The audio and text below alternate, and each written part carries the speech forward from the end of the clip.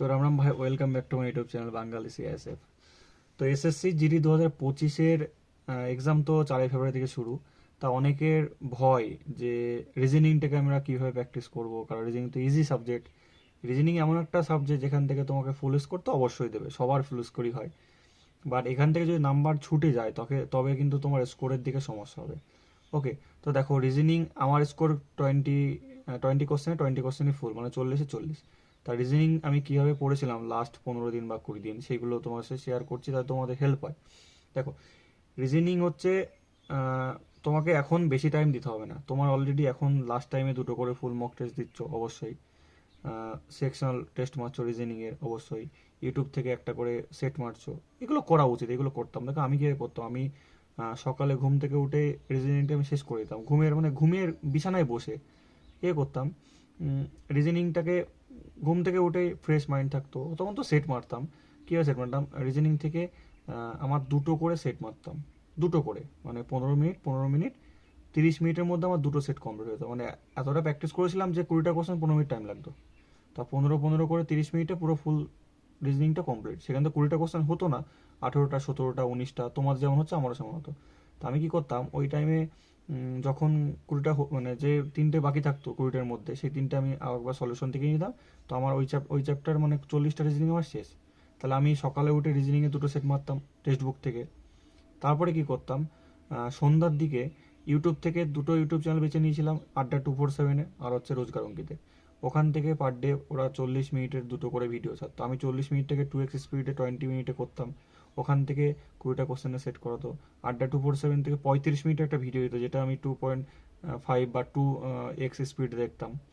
তো ওখান থেকে আমার মানে এখানেও 20 মিনিট আর ওখানে 15 মিনিটের মধ্যে আমার 1 ঘন্টার মধ্যে, 1 ঘন্টা আধ ঘন্টার মধ্যে আমার রিজনিংয়ের ইউটিউব মানে রিভাইজড হয়ে যেত। কারণ ওখানে অনেক কনসেপ্ট শেখাতো।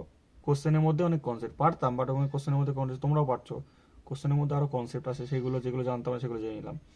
তাহলে 2টো সেকশনাল, 2টো ইউটিউব সেট।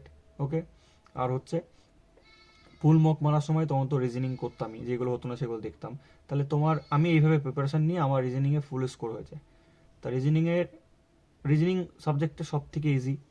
রিজনিং সাবজেক্টে যে নাম্বার তুলবে না সে অনেকটাই পিছিয়ে গেল, কারণ রিজনিংয়ে সবার ফুল স্কোর হয়। তা তোমরা এই টাইমে লাস্ট টাইমে কোনো বই করতে যেও না, চ্যাপ্টার ওয়াইজ করতে যেও না। হ্যাঁ, যেগুলো সমস্যা হবে সেটে তোমার যেগুলো বারবার সমস্যা হচ্ছে সেগুলো ডায়েরিতে নোট করো। নোট করার পর সেই চ্যাপ্টারকে ইউটিউবে সার্চ করো। ইউটিউবে সার্চ করে চ্যাপ্টারটা একদিন থেকে নিলে তোমার সেটা কমপ্লিট।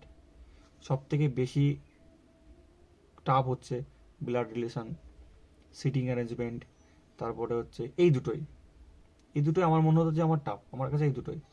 আর দেখো নাম্বার সিরিজ, তারপরে কোডিং ডিকোডিং, এগুলো যে পারবে না, যে কোশ্চেনটা আজ মাথায় আসবে না এখন, সেই কোশ্চেনে পরীক্ষার কেউ মাথায় আসবে না।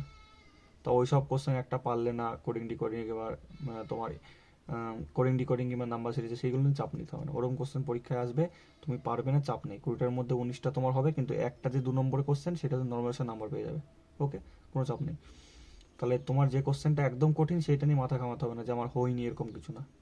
কন্টিনিউ এভাবে পড়াশোনা করো, রিজনিংটাকে এভাবে টাইম দাও। রিজনিংটাকে কিন্তু হালকাভাবে নিও না, কারণ রিজনিংটা যদি পরীক্ষায় না হয় না, তোমার রিজনিং 120 125 পাওয়া কিন্তু খুবই চাপ।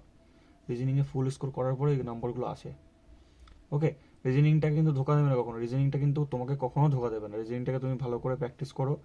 রিজনিংয়ের পিছনে এখনই 2 ঘন্টা দাও, কারণ তোমাকে কেন বলছি, এখন তোমার 20 দিন মাঝে তোমার পার ডে অন্তত 10 ঘন্টা করে পড়া উচিত।